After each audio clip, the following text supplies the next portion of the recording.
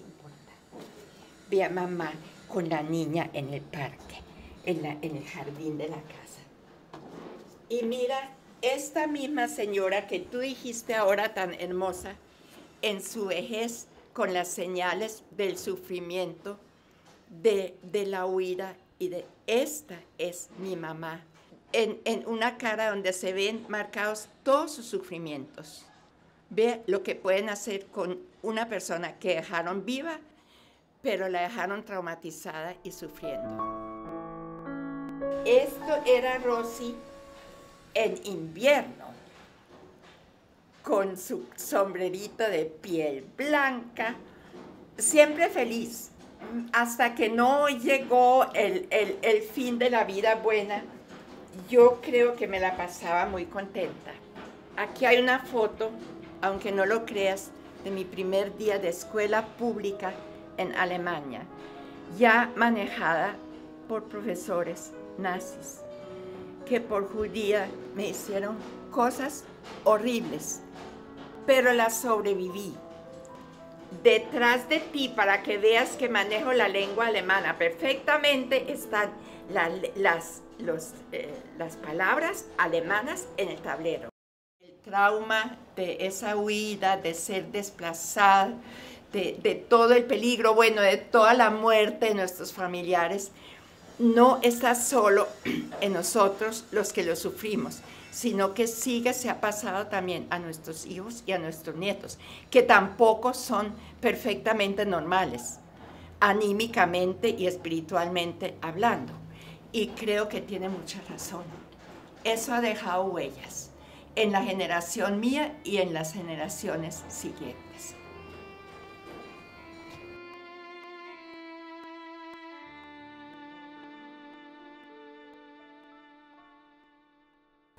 Los profesores, amigos de Hitler, se dieron como cuenta de que no me gustaba moverme mucho y me enseñaron, me obligaban más a hacer gimnasia que leer y escribir. Gracias a Dios, leo y escribo alemán y muy bien. Y tuve columna en un periódico de Frankfurt. Pero eso de hacerlo salir a uno, de quitarle a uno los zapatos, las medias de lana y que uno tenga que caminar, no sé si 2 o 3 cuadras, sobre el hielo, gracias a Dios yo encontraba muy fácil el regreso a la escuela, porque el regreso estaba señalado en el hielo por la sangre de mis pies. Una vez pasamos por un bosque y papá oyó en algún gimnasio la voz de Hitler y el bebé empezó a llorar y papá se quitó el saco y empezó a taparle la boca al bebé con una fuerza, casi brutalidad, que yo nunca había visto en esa suavidad y amor de mi papá. Preguntaba el bebé y mi mamá me hacía para que no nos cogieran, no nos vieran en ese bosque.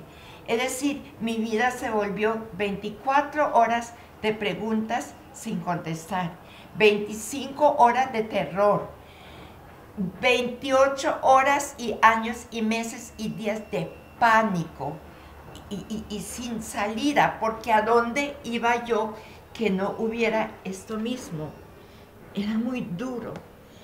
Y duro después ya la juventud y la adolescencia fuera de Alemania.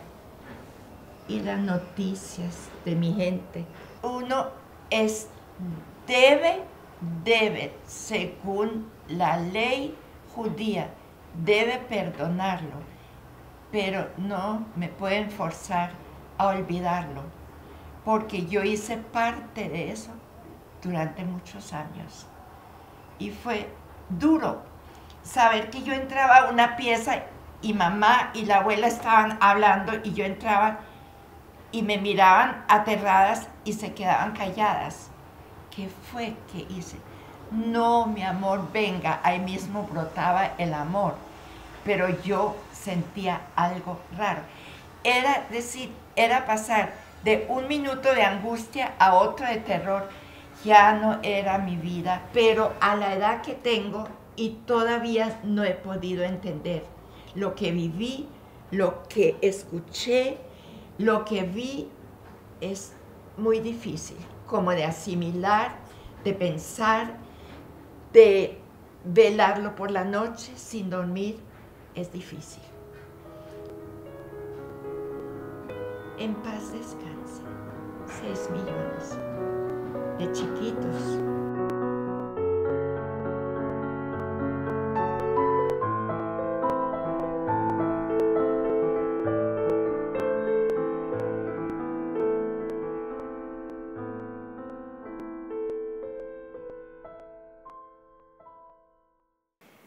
Creo que la responsabilidad que la historia les ha asignado a estas personas que aún sobreviven al holocausto nazi eh, es muy fuerte, es muy potente. Y creo que doña Rosy ha sabido cumplir ese papel. Hay un dicho cuyo autor no conozco que dice que quienes no conocen su historia están condenados a repetirla. Y creo que en ese sentido, conocer la historia de lo que pasó en los años 30 y 40 en el mundo occidental permitirá siempre que entendamos que ese tipo de aberraciones y de atrocidades no pueden repetirse.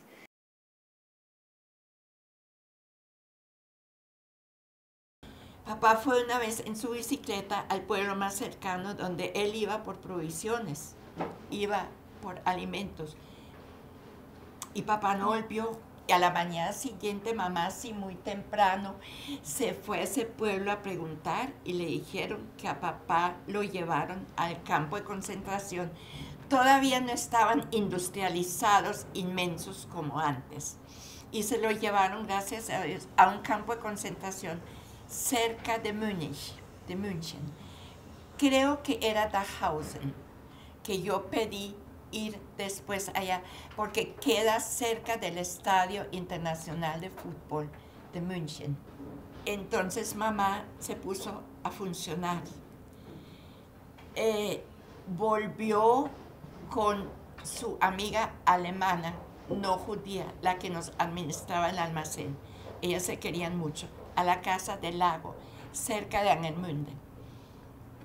Y desenterraron allá, debe haber sido una cantidad de joyas muy grandes.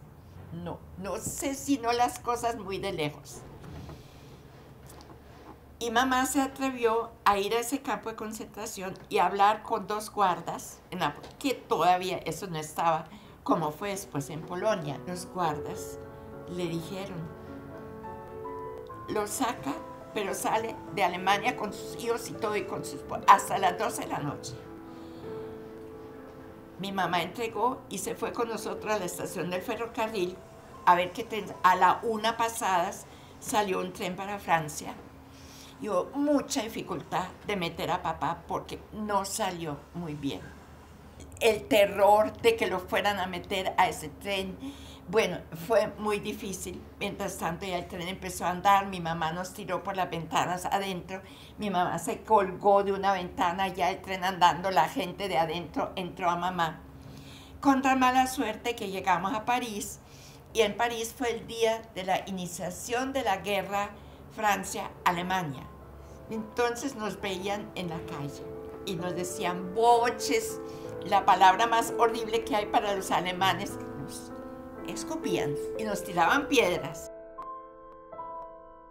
Yo a ella y a los sobrevivientes del holocausto que han sabido, como digo, cumplir ese papel, les considero que son dignos de muchísimo respeto y que nosotros como miembros de la sociedad tenemos que sentir mucho agradecimiento y reconocer esa gran labor que han hecho. Pienso que doña Rosy lo ha hecho de una manera, además, como muy humilde.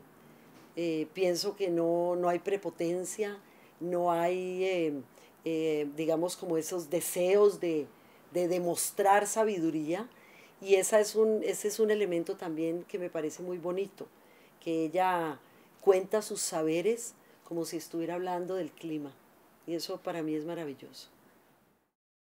De París, viendo que no podíamos con la vida en París, que no había acceso al calor, al saquito, a la manga larga, a la comida, a nada. Fuimos a Marsella, porque papá dijo, Marsella es un puerto, algo nos puede pasar allá. Al fin de los días, papá encontró un barco muy viejo, muy oxidado, que nos embarcó. Y pasamos por el mar Mediterráneo hasta llegar al estrecho de Gibraltar, que es la salida al Atlántico. El estrecho de Gibraltar toda la vida ha sido de unos vientos insoportables. Y todos rezamos la oración que uno reza al morirse, porque el barquito pues clavaba en esas aguas, era una cosa horrible, todo el mundo mareado. Bueno, el encierro es que no había ventana hacia afuera. Hacinados con el viaje, no sé cuántos años y cuántos siglos fue. No sé, al fin llegamos a Panamá y salimos de el infierno, no en la tierra, el infierno en el mar, no, el infierno debajo del mar, porque era por debajo de la línea de flotación. No sé cómo nos llegó la visa de Colombia. Creo que la lograron unos amigos de papá que ya estaban en Colombia, me parece, pero no estoy segura. Ni sé el año que llegamos a Colombia, ni sé mis años. Sé que el bebé ya estaba gateando y llegamos a La Habana, una montaña alta, fría, viendo al bebé allá y viendo a papá y mamá sentados en el suelo, delante de una choza de techo de paja y suelo de un solo ambiente que nos asignaron. Yo dije, hay que conseguirle leche al bebé. Y papá y mamá decían, no sabemos hablar español. Entonces pasaban unos señores con su canastica amarrada y yo los seguía y los vi llegar a un bosque donde cogían unas pepitas rojas. Entonces el viejito, que le tenía yo como menos miedo, el que iba detrás, yo le decía que yo quería una canastica de esas. Y él me decía, ¿para qué? Y yo cogí una pepita roja. Bendito Dios, la primera pepa de café que cogí. Yo no sé los designios de Dios, yo solo sé agradecérselos. Mi hilo conductor, lo que acaba de decir. Hombre, que todos supiéramos que Él es el hilo conductor de nuestra vida y que Él, para estar presente en nuestra vida, solo necesita una bobadita, que lo dejemos entrar, que lo llamemos con una llamadita y que lo tengamos presente. Y ahí está.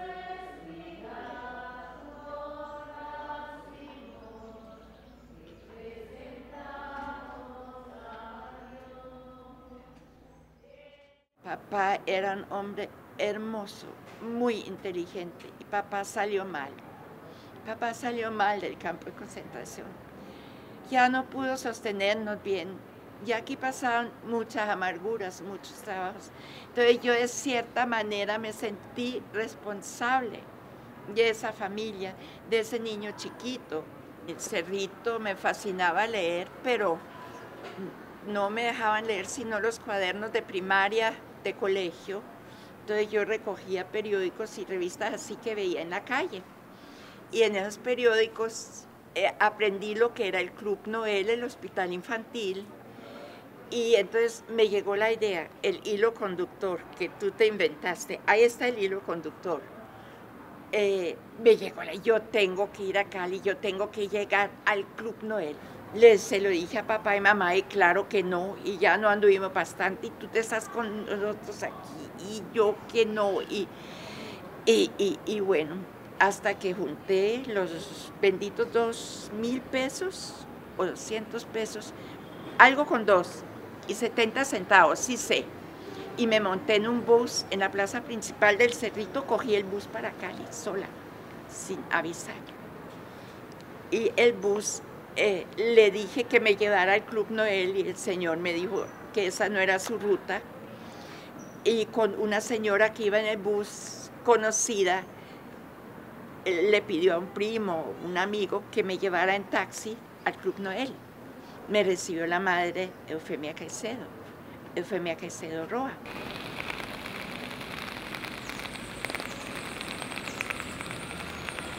Hablaba mucho con los médicos sobre qué pasaba y les ayudaba mucho a los que estaban mal de noche. Y me amanecía en las salas viendo y hablando con los mayorcitos para que cogieran ánimo. Yo creo que era cuestión, sí, de mucha vocación.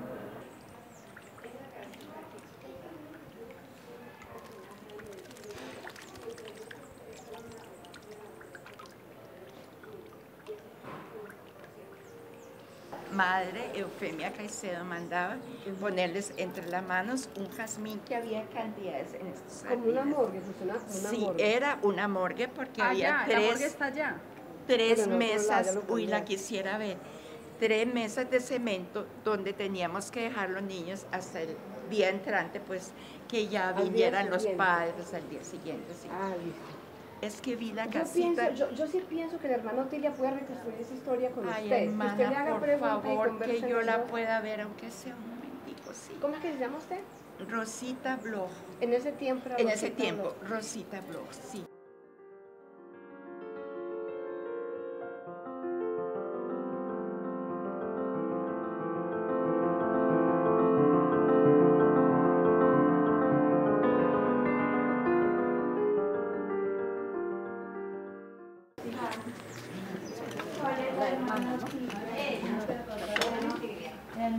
Hermana Jocelina. Hermana, por Dios, yo soy Rosita.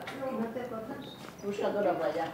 El pelo. Claro que sí me acuerdo, claro que sí me acuerdo mucho de usted. Claro que ¿Cómo me llamo? Ay, pues en ese tiempo Otilia, ahora es la hermana Otilia. Claro, hermana, por Dios que sí, era muy finita. No, por Dios, yo no puedo creer, es que no quiero sentarme. ¿Sí te acordás? Es que es lo mismo de linda que antes, finita, la misma cara, la misma. Ay, hermana, ¿cómo? No, ¿sí se acordás de mí? Muchísimo. Lo que esto significa para mí. No, y para mí, hermana, para mí usted ha estado siempre aquí. ¿Qué le dijeron? Me dijeron, hay una señora Rosita, pero yo no sé si es Blood o cómo es. Entonces yo dije, Rosita, ¿y dónde está? Entonces, no, pues que la dejamos allá en el hospital. Entonces yo dije, no, tráiganla porque si no, yo tengo que verla. Yo tengo un retrato, pero se me perdió. Que vos estás cogiendo una rama, ¿te acordarás? Cogiendo una rama de allí, de ese caucho, del árbol de caucho. Y entonces, ¿se acuerda de los jazmines que teníamos que ponerle en las manitos a los niños que morían? ¿Se acuerda de esos jazmines blancos que olían fuertísimo? Ay, hermana, recuérdeme más cosas de aquí. Y entonces estábamos con los niños, ¿te acordás? Con los niños allí en una comitiva. Sí, hermana, sí, claro. Claro, hermana, sí. Bueno. ¿Se acuerda que la Universidad del Valle trajo su primera escuela de enfermeras aquí? Y aquí seguí estudiando ya. Aquí fue. La madre trajo a la universidad aquí y aquí principiaron las primeras enfermeras, salieron de aquí. Las primeras enfermeras. Yo soy primera profesión, enfermera profesional. No, es que se me cerraron, Luis Fer, una cantidad de círculos en mi vida. Estamos hablando, cuando nos conocimos, de 1943, hermana. Eso era a principios del otro siglo. Hermana, y aquí estamos. Y hay una cámara que le está diciendo a las generaciones que vienen y a mi familia que amo, que todo lo que les he contado no fue embuste ni fue mentira. Aquí está la hermana. Aquí estoy todavía yo. Aquí está el testimonio de quién.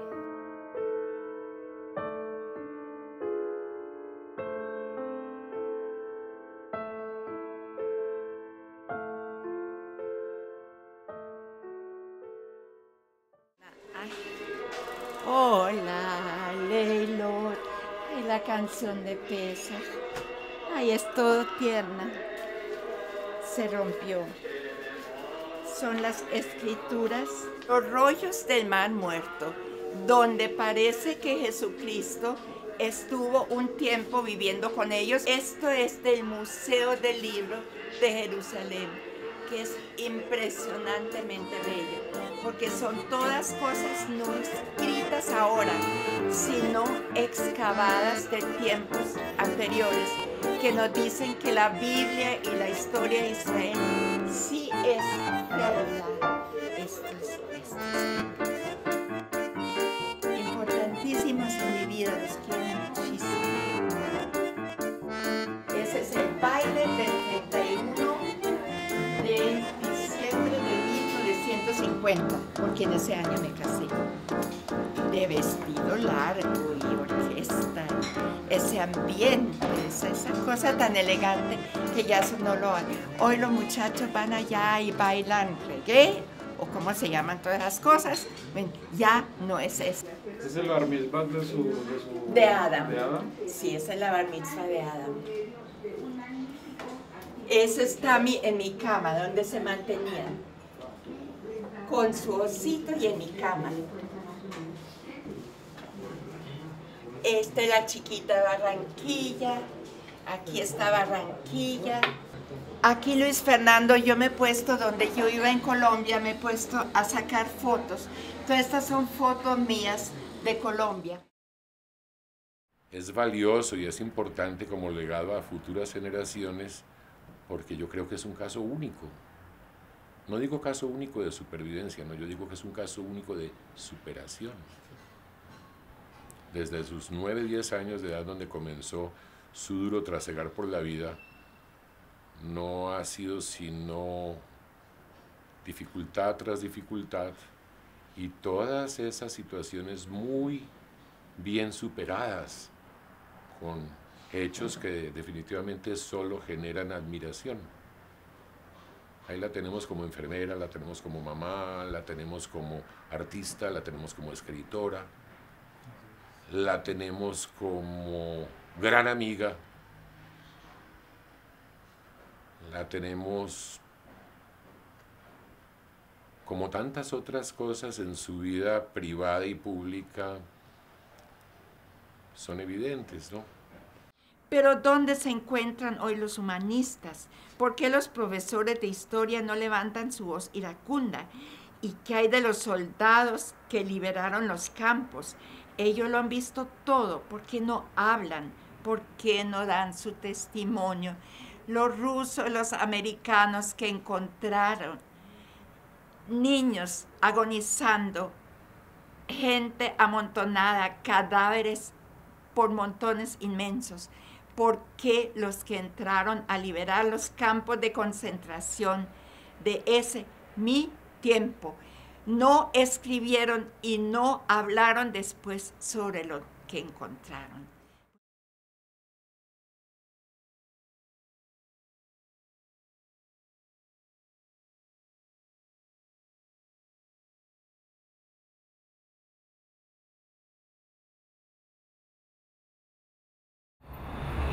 Ustedes saben que doña Rosy es columnista, ha sido columnista durante muchos años del periódico Occidente, y a través de su columna ella ha defendido los derechos de las minorías y ha hablado mucho sobre el judaísmo y ha hablado mucho sobre la historia de los judíos en Colombia, de los judíos en Cali, en el Valle del Cauca. En relación con los escritos de ella en el periódico Occidente, yo creo que y que luego dan la oportunidad de la publicación del libro. Creo que lo importante es como abrir esta parroquia al mundo, porque nosotros hemos sido en Colombia, y especialmente en las regiones, como muy provincianos. Imagínense ustedes los años 70, 80, que había un mundo como muy cerrado, no conocíamos el exterior, no conocíamos otras culturas, no se conocía la diversidad, además, aquí en Cali. Y creo que los escritos de doña Rosy tienen esa importancia, que consiste en despertar en la conciencia y en el conocimiento de la población caleña hacia un mundo desconocido. Nuestra oficina, como les digo, funciona hace 28 años y es el puente para establecer una relación de la comunidad con la ciudad, y en ese sentido doña Rosy ha hecho un aporte también muy importante, porque además de ser una persona judía perteneciente a nuestra comunidad, es una líder de la ciudad de Cali. Doña Rosy hace parte de juntas de acción comunal, se involucra en todo lo que tiene que ver con la sociedad civil, es una persona que de verdad yo pienso que es un ejemplo para todos nosotros por su entrega incondicional.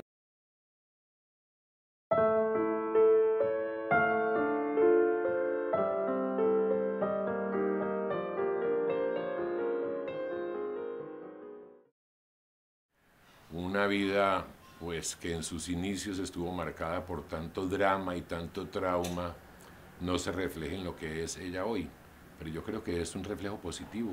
Yo me imagino que más de una víctima directa del nacionalsocialismo, diría yo la mayoría, son personas que se echaron a morir desde muy jóvenes. Yo creo que ese gran sufrimiento en la vida de ella, esos golpes tan duros que desde muy joven recibió, al contrario, para ella fueron aliciente, fueron motivo de impulso para hacer todo lo que ha hecho. Sí, todas las estaciones de la vida humana me tocaron, y muy de cerca. El terror de ver a la muerte cerca, el hambre, el frío extremo, el ser amada por la más inolvidable las abuelas, mi abuela Regina, que en paz descanse, y el ser rechazada solo por ser judía, el escuchar el piano y la voz de mamá haciéndome flotar en música clásica, y al mismo tiempo el eco cada vez más cercano de los tiros y marchas de muerte. Y fui desplazada durante más de 2 años, como lo es hoy parte del pueblo campesino de Colombia.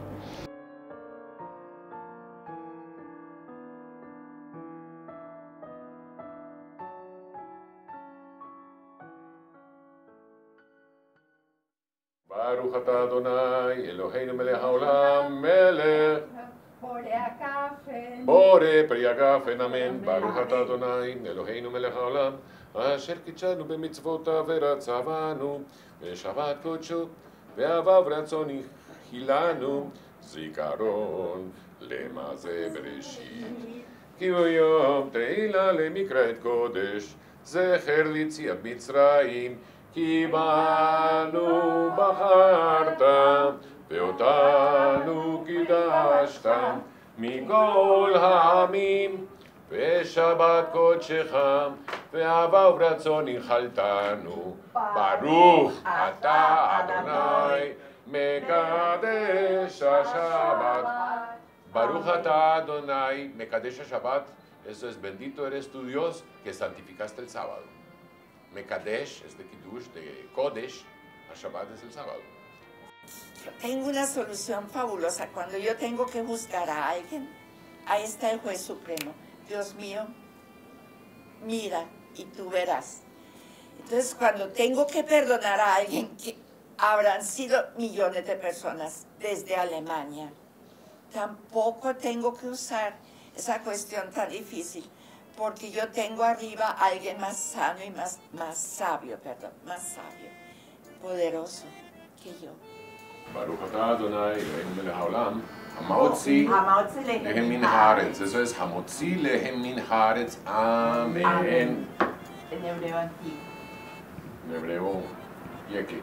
M aquí es una cuestión de vida, no de perdón, porque si Abraham, que se vino desde Ur de Caldea a buscar a su Dios, a medio fabricarlo, a ese Dios le dijo, heme aquí. Entonces yo cogí ese heme aquí, Hineni, como un buen camino para mi vida. Y se unta de un poquito de sal, ¿no?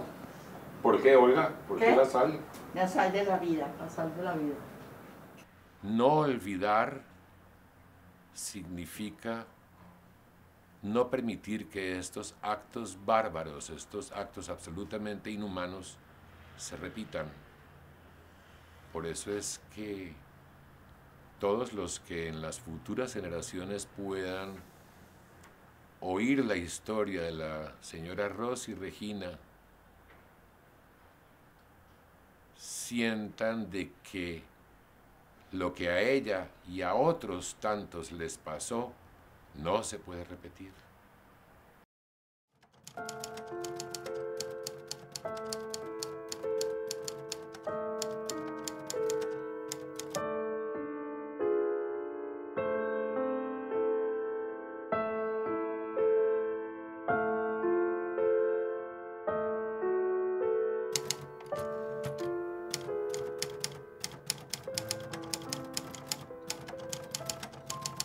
Yo oí la historia de Abraham, que para conectarse con Dios de verdad estaba listo a sacrificar su único hijo, Isaac. Y cuando Dios lo llamaba a cosas grandes y pequeñas, Abraham siempre decía Hineni, heme aquí. Yo era una pelada de 7, 8, 9, yo no sé de cuántos años, no más 10, 11 años, no me acuerdo tanto. Y ante una vida como más de 2 años de huida por todo el mundo y de hambres y de problemas, y de los cafetales y de todos esos horrores, yo dije, pues la próxima vez cuando Dios me llame, yo voy a seguir durante toda mi vida diciéndole, Hineni, heme aquí.